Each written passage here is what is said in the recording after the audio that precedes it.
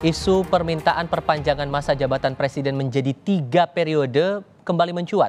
Ketua DPP PDI Perjuangan Ahmad Basarah menyatakan pernyataan Hasto Kristianto, Puan Maharani, dan Adian Apitupulu saling melengkapi soal permintaan perpanjangan masa jabatan presiden.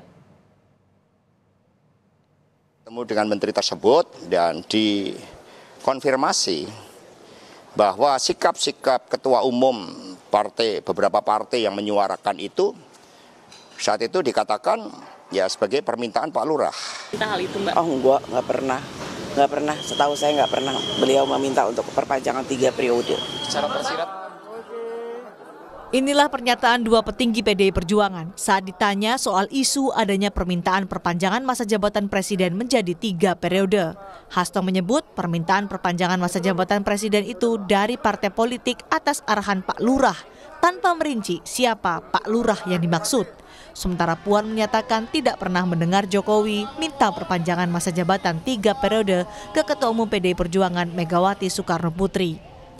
Sementara Ketua DPP PDI Perjuangan Ahmad Basarah menyebut pernyataan dari Hasto, Puan, dan Adian Apitupulu yang pertama kali melontarkan isu 3 periode itu saling melengkapi dan tidak bertentangan.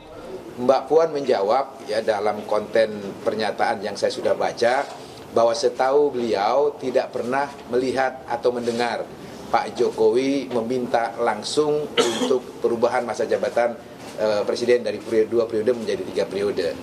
Pernyataan Mbak Puan itu benar. Memang Pak Jokowi tidak pernah secara langsung menyampaikan keinginannya untuk meminta kepada Ibu Megawati merubah Undang-Undang Dasar 1945 dari 2 periode menjadi 3 periode. Banyak pejabat-pejabat pemerintahan Presiden Jokowi yang menyampaikan gagasannya, keinginannya untuk merubah masa jabatan presiden dari 2 periode menjadi 3 periode.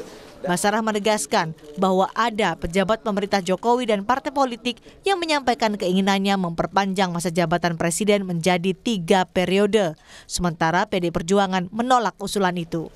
Cerita soal usulan perpanjangan jabatan untuk Presiden Jokowi ini muncul seiring dengan munculnya Gibran yang maju menjadi cawapres Prabowo Subianto. Tim Liputan Kompas TV.